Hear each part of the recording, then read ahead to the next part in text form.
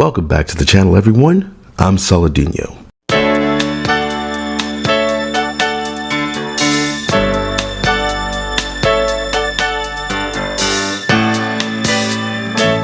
at what's happened to me. I can't believe it myself. Suddenly I'm up on top of the world. It should have been somebody else. Believe it or not, I'm walking on air. I never thought I could feel so free. Alright, so this is definitely a mental illness. Spamming the word cis over and over again because Elon Musk said he considers it a slur is not the same thing as doing political action. Now, his side, the activists, the gender ideologists, the moron SJWs, they get triggered at the sight of words. They get triggered at dumb things like dead naming and misgendering and pronouns, not using the right pronouns. They care about stuff like that. But you're not going to own the judge just because you say the word cis over and over again. And what's funny about it, this guy is supposedly a professor in Canada. He's supposed to be this intelligent person. And he's so smug and so satisfied in the replies to his own tweet. It's like he's in his own world. And this is what I mean when I say this is a mental illness. This guy has to be on some kind of SSRIs or something, because there's no way that you can just spam out this word and then think that because people are making fun of you in the quote retweets or whatever, that you've actually done something to change the world, to support trans people or whatever. So this is really a preamble to this whole, there's a comic book that's called Spirit World. Wes, a week or two ago, did a video about how CBR focused on the fact that the issue was about dead naming. And so Wes' whole thing was, nobody cares about this trans stuff or this gender ideology stuff. This is a superhero comic. This is DC Comics with a premier character like John Constantine. And you're wasting your time, focusing on the fact that the character has a dead name. And I was going to do a video about it myself because I was looking at the page, and this page has come around again, but I was looking at the page that Wes was showing, and the characters were using Spirit World, or whatever her name is, using her birth name, but they scratched it out. And I'm like, this is a fictional character. Why are they editing the name? And I'm like, the only reason why they're doing that is because whoever reads this, they don't expect real fans to read this. They expect that this page will go on Twitter and people will see it there. And if the real birth name was shown, they would attack Alyssa Wong. So sure enough, the page does show up on Twitter like a week or two after the comic comes out. And Yellow Flash brought the actual tweet up. And it's this one right here. Censoring their dead name so transphobes can't use it against the character is so smart, actually.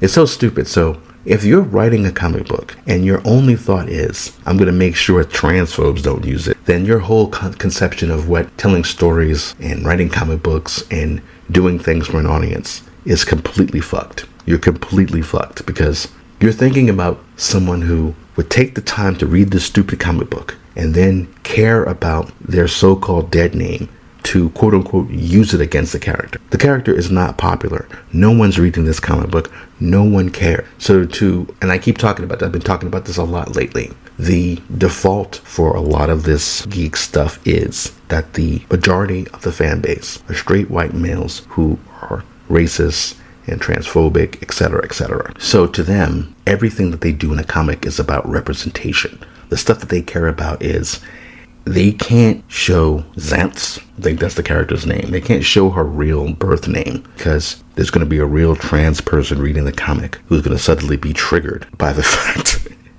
that a fictional character's birth name has been used. Now, I still don't understand how a transphobe could use that name against a fictional character. I have no idea. And I think it's because it's not about the fictional character. It's about, the cis, this goofball posted. They think that a quote-unquote transphobe will simply take the real name, Xanth's real name, and then just post it nonstop. And the funny thing is, they would legitimately be triggered by that. Even though this is a fictional character, like no one is actually being targeted for harassment. But if somebody used Xanth's real name, like, I don't know, like when a transphobe would actually get a chance to do it, because nobody's reading this goddamn comic. And so, like I said, whoever is reading the comic book, you assume they're either a transphobe for some reason that's reading the comic book, or they're not a transphobe. and they support this stuff and they care more about trans issues than they do about superhero comics. So I don't know, but the whole concept of dead naming is just weaponizing birth name so that they can force people into, I don't know, feeling bad about it, or, get YouTube and, I guess they used to be able to get Twitter to do this, but they can't anymore, but they victimize themselves.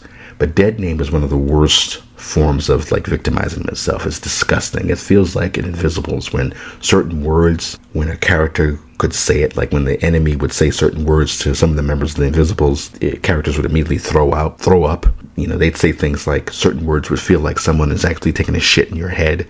That's what the word dead name feels like. It's disgusting. And it's these people, it's to me, dead name, the word, is like an anti or a pro-lifer, an anti-abortionist, showing gruesome pictures of abortions to trigger people into supposedly caring about it. Like if you're pro-choice, a pro-lifer would, like a radical one would. 'Cause there was this guy years ago. I worked at the supermarket. It was this guy who would drive around in this car that was literally plastered with pictures of abortions. It was disgusting. But this goofball would literally drive around because he was a regular at the store. And I was like, he looked like a serial killer. Everything he gave off was serial killer vibes. I wouldn't be surprised if that guy in the abortion mobile, was, didn't turn out to be some kind of serial killer. But anyway, that's kind of how the word dead name feels to me. It's like PETA showing you, videos of animals being abused and stuff. It's like, we're going to trigger you into caring about this stuff by showing you the most disgusting things of it.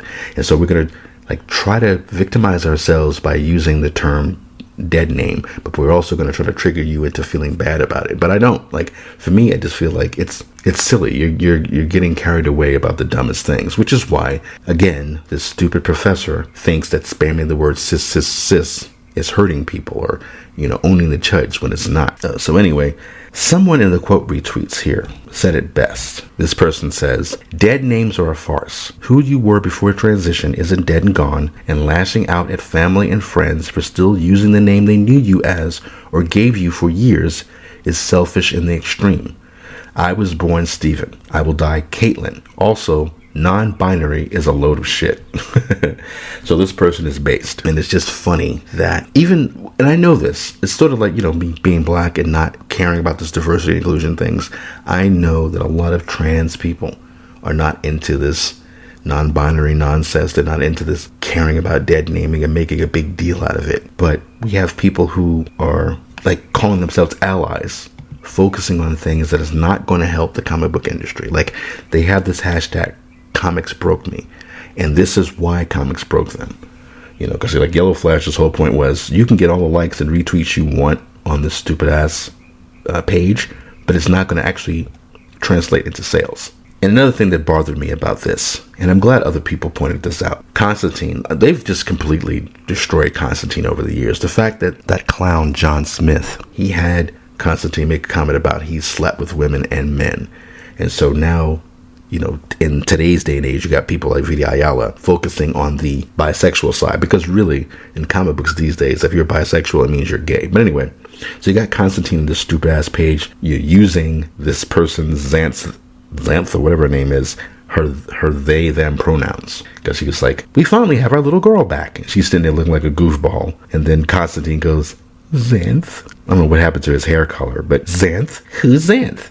That's them right there. Constantine would never fucking say that. Even if he wouldn't go out of his way to not use their pronouns, he wouldn't say that's them right there. He would just say, oh, this one here, or just point. And it's funny, somebody said, a couple of people were saying it, sorry guys, but John Constantine would call all of us slurs. He would. And they just made him toothless and worthless and disgusting. It's just, ugh.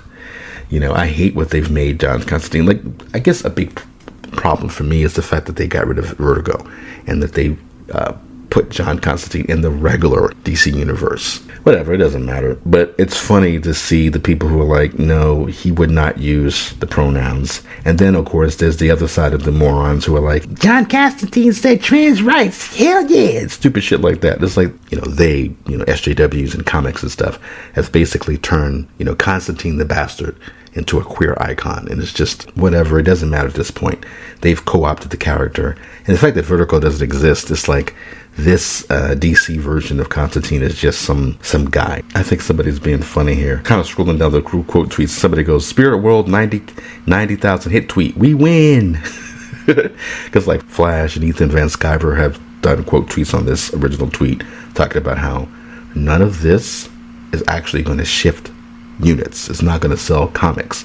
So y'all can celebrate this shit all you want to. But this is why you lose. And you look at, like, there's a way to do this stuff naturally and organically. Because, again, the only reason why they're not using a birth name is not because transphobes will use it against the fictional character. They're doing it because they don't want to be canceled by trans activists. And it's such a disingenuous thing to say transphobes are the reason why they're not using the dead name. It's not because of transphobes. It's the same thing with the recent shit with Amazing Spider-Man issue 26, how Zeb Wells was giggling and bragging about the fact that his editors told him people like don't go to comic conventions because, you know, after the issue 26 come out, people are going to be so upset. And when he first said that, I first heard about that rather, I was like, who? Like, we know he's probably going to do something like kill Mary Jane, but who's going to attack him in a con over it? Like, why would he suggest that, like, people would attack him over it? And it's because he didn't kill MJ. He killed Ms. Marvel. You know, he's gotten death threats and stuff, but it's not from the so-called, you know, racists and homophobes and transphobes. It's from the people that they appeal to. People who haven't actually bought the comic book. They just know that Ms. Marvel was killed in the comic. They don't care that Ms. Marvel's coming back in a few months. They're just angry at a white man for writing that story. So he's getting all kinds of death threats. Nobody's talking about it. Nobody cares because it's their side. So for this fucking tweet to be like censoring their dead name so transphobes can't use it against the character is so smart, actually. It's not because of that. It's literally because people like Rube Kula or whatever would be attacking Alyssa Wong. Believe it or not,